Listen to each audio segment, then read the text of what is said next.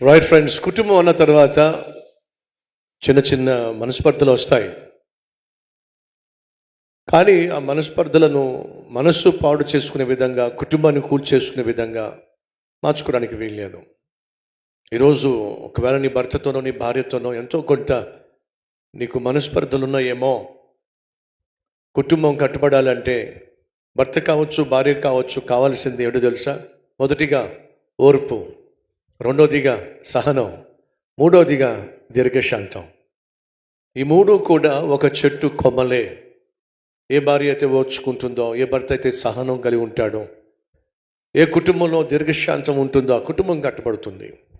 నువ్వు నేను రక్షించబడిన, నువ్వు నేను ఈరోజు ప్రభు బిడ్డగా జీవిస్తున్నావంటే ప్రభు మనల్ని సహించాడు కాబట్టి, ప్రభు మనల్ని భరించాడు కాబట్టి, ప్రభు మనల్ని ఓర్చుకున్నాడు కాబట్టి, దీర్ఘశాంతము కలిగి మన పట్ల కనికరం చూపించాడు కాబట్టి ఈరోజు మనం రక్షించబడ్డాం.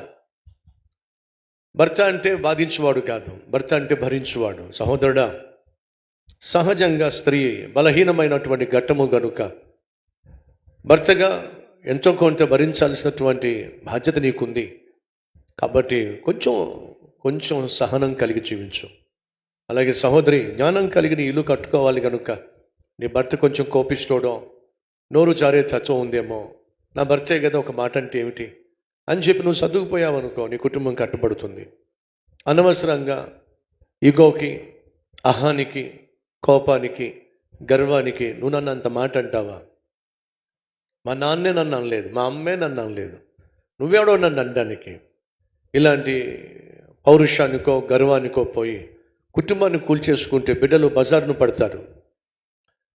నా దగ్గరకు వచ్చినటువంటి భర్తకు దూరం అయిపోయిన, భార్యకు దూరం అయిపోయిన వాళ్ళు ఏమనుకోరారు తెలుసా? అయ్యా, నా భార్యకు నేను దూరం అయిపోయాను. సరే, దూరం అయిపోయావు కదా, ఇంట్లో పరిస్థితులు బాగాలేదని, నీ భార్య మంచిది కాదని ఇద్దరు గొడవపడి దూరం అయిపోయారు కదా. ఇప్పుడు నువ్వు ఏం కోరుకుంటున్నావు? దగ్గర కావాలని కోరుకుంటున్నాను.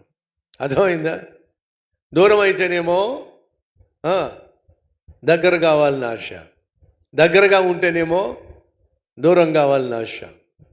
ఎంతమంది సహోదరులు వచ్చి ఏడుస్తారో, అయ్యా నా భర్త నన్ను విడిచిపెట్టి వెళ్ళిపోయాడు, బహుగా బాధించేవాడు, బహుగా కొట్టేవాడు, బహు దుర్మార్గంగా ప్రవర్తించేవాడు, నన్ను విడిచిపెట్టేసి 3 సంవత్సరాలు అయ్యింది. మరి దుర్మార్గుడు కదా, కొట్టేవాడు కదా, బాధించేవాడు కదా, మరి ఇప్పుడు ఏం కోరుకుంటున్నారు మీరు? నా భర్త తిరిగి వస్తే చాలు. అదేమిటి దుర్మార్గుడు, బాధించేవాడు, కొట్టేవాడు, ఎందుకు తిరిగి రావాలని ఆశపడుతున్నావు? అదే నాకు క్షేమం, నాకు అర్థమైంది. దయచేసి గమనించాలి, ఒక స్త్రీకి ఒక గొడుగు కావాలి. ఆ గొడుగు నీడలోనే తనకు భద్రత. మొగుడు విడిచిపెట్టేశాడు అనేటటువంటి మాట ఏదైతే ఉందో అది స్త్రీని బహుగా వేధించి పడేస్తుంది, అలుసుగా చేసేస్తుంది. భార్య విడిచిపెట్టి వెళ్ళిపోయింది. భార్య విడిచిపెట్టి వెళ్ళిపోయినట్లయితే ఎంత గొప్ప ధనవంతుడైనా, బలవంతుడైనా సరే మానసికంగా కృంగిపోతాడు. సంసోను బహుబలాఢ్యుడు, కానీ భార్య విడిచిపెట్టేసింది. అంత బలాఢ్యుడు అయినప్పటికీ మానసికంగా కృంగిపోయాడు. ఎడబాటు అనేది కృంగుబాటును తీసుకొస్తుంది. ఒకసారి భర్త, ఒకసారి భార్య ఇద్దరూ కలిసిన తర్వాత, ఒక బంధం ఏర్పడిన తర్వాత జుట్టు పట్టుకుని కొట్టుకున్నా పర్వాలేదు, కానీ విడిగా వేరుగా ఉండడం వల్ల భరించే బాధ ఉంది చూశారు, అది చాలా కష్టతరమైంది. ఒక మాట అంటే భరించటం అది ఎంతో కొంత సులభం, ఇద్దరూ కలిసి వేరువేరుగా జీవించడం కంటే. ఎందుకని? మీరు కన్న బిడ్డలు మీరు కలిసి ఉంటేనే వాళ్ళు ఫలిస్తారు అనే వాస్తవం మర్చిపోకండి. మీ కన్న బిడ్డల కొరకైనా సరే మీరు కలిసి ఉండాలి. కలిసి ఉండాలి కాబట్టి కలిసి ఉండడం వల్ల ఉపయోగం లేదు. ఎలాగూ కలిసి ఉండాల్సిందే కదా, కలిసే ఉందాం అనే మనస్తత్వాన్ని అలవరుచుకోవాల్సిందిగా కోరుతున్నాను. భర్తలారా, మీ భార్యలను ఏం చేయాలి? ప్రేమించండి. భార్యలారా, మీ భర్తకు లోబడి ఉండండి. ఇది యేసయ్య ఇచ్చినటువంటి ప్రిన్సిపల్, దేవుడు మనకిచ్చినటువంటి ఆజ్ఞ. ఏ భర్త అయితే భార్యను ప్రేమిస్తాడో, ఏ భార్య అయితే భర్తకు లోబడుతుందో ఆ కుటుంబం కట్టబడుతుందండి. అట్టి కుటుంబంగా నీ కుటుంబం ఉండాలని ఆశపడుతున్నా. అటు భర్త కావచ్చు, ఇటు భార్య కావచ్చు, 2 సంవత్సరాలు ఎడంగా ఉన్నప్పుడు సాధించింది ఏమిటి? ఎడబాటు. ఏం కోరుకున్నారు? ఇద్దరు కూడా కలిసి ఉండాలనే కోరుకున్నారు. ఏది కలిపింది వారిని? దేవుని వాక్యం. ఆ వాక్యమే ఈరోజు నీతో మాట్లాడుతూ ఉంది. భార్యకు దూరంగా ఉండడానికి వీల్లేదు. భార్యను వదిలించుకోవాలని ప్రయత్నం చేస్తున్నావు, అది కరెక్ట్ కాదు. ఒకసారి వివాహం అయిందా, విడుదల కోరుకోవద్దు, విడాకులు కోరుకోవద్దు, వేరుగా ఉండాలని ఆశించొద్దు. సహోదరి సహోదరులు, నువ్వు వాచ్ కొనుక్కున్నావు, వాచ్ నచ్చకపోతే వాచ్ మార్చేయచ్చు. చెప్పులు కొనుక్కున్నావు, నచ్చకపోతే చెప్పులు మార్చేయచ్చు. చొక్కా కొనుక్కున్నావు, బట్టలు కొనుక్కున్నావు, చీర కొనుక్కున్నావు, నచ్చకపోతే మార్చేయచ్చు. కానీ ఒకసారి వివాహం చేసుకున్న తర్వాత నచ్చకపోతే భర్తలను మార్చేస్తారా? నచ్చకపోతే భార్యను మార్చేస్తారు. ఎంతమందిని మారుస్తారు? ఎన్నని మారుస్తారు? ఒకసారి వివాహం జరిగిన తర్వాత భర్తను కానీ భార్యను కానీ మార్చడానికి వీల్లేదండి. కాబట్టే మార్చడానికి వీల్లేదు కాబట్టి ఉన్న దాంతోనే సర్దుకుపోవాలి. అంతేగాని గొడవపడి పుట్టింటికి వెళ్ళినా నువ్వు అలసైపోతావు సహోదరి. గొడవపడి నీ భార్యని ఇంటికి పంపించేసిన నువ్వు ఏకాకిగా చిత్రహింసకు గురవుతావు, మానసిక క్షోభకు గురవుతావు. భార్య గయ్యాలే కావచ్చు, ఇంట్లో ఉందనుకోండి, అదో భరోసా నీకు. ఇంట్లో ఉన్న భార్య కనుక ఇంట్లో నీకు కనిపించకపోతే నువ్వు ఒంటరిగా జీవిస్తే సైతాను నిన్ను చిత్రహింసకు గురి చేస్తాడు.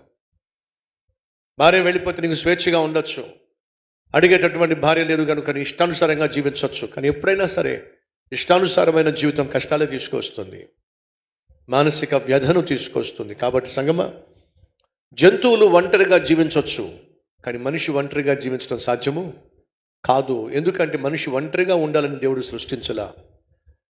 మనిషి ఒంటరిగా ఉండుట మంచిది కాదు. వింటున్నావా తమ్ముడు, చెల్లి, సహోదరుడా, సహోదరి?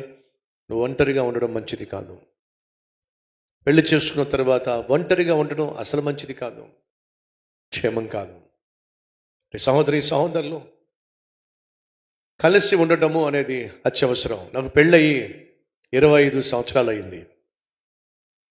25 సంవత్సరాల్లో ఏ రోజు కూడా నా భార్య పుట్టింటికి వెళ్తానని చెప్పి ఎప్పుడు తొందర చేయలే.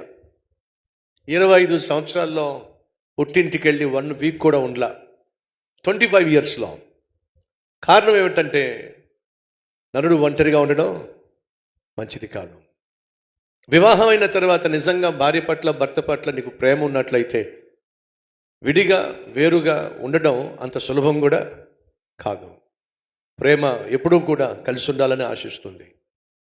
పుట్టింటికి వెళ్ళడం తప్పు కాదు, అమ్మ నన్ను చూడడం తప్పు కాదు. కానీ నీకు భార్య పట్ల భర్త పట్ల ప్రేమ, అనురాగము, ఆప్యాయత ఉన్నట్లయితే విడిగా వేరుగా ఎలా ఉండగలం? సేవ నిమిత్తం తప్ప, పరిచర్య నిమిత్తం తప్ప ఏ రోజు కూడా నేను నా భార్య విడిగా వేరుగా ఉండాలని ఆశించలా. కాబట్టి ఈ కుటుంబం కట్టబడింది. ఇంత పెద్ద కుటుంబము కట్టబడుతూ ఉంది. కల్వరి టెంపుల్ కుటుంబమా విడిగా వేరుగా ఉండడానికి వీల్లేదు. ఒకవేళ ఈరోజు మీ కుటుంబంలో మనస్పర్ధలు ఉన్నట్లయితే దేవుని సన్నిధిలో ప్రార్థన చేస్తే దేవుడు మనశ్శాంతిని ఇస్తాడు. నమ్మిన వాళ్ళు లేచి నిలబడండి. మన కుటుంబంలో, మన కల్వరి కుటుంబంలో ఏ భర్త ఏ భార్య ఒకరికి ఒకరు ఎడంగా ఉండడానికి వీల్లేదు. అందరం కలిసి ఇద్దరిద్దరుగా ఒకరి చేయి ఒకరు పట్టుకోండి. మీరు ఎవరు చేయబట్టుకున్నారు వారి కుటుంబం కోసం ప్రార్థన చేయండి. ఆ కుటుంబంలో క్షేమం ఉండాలి, ఆ కుటుంబంలో ప్రేమ ఉండాలి, ఆ కుటుంబంలో క్షమాపణ ఉండాలి, ఆ కుటుంబంలో ఆత్మీయత ఉండాలి, ఆ కుటుంబంలో సఖ్యత, సంతోషం ఉండాలి.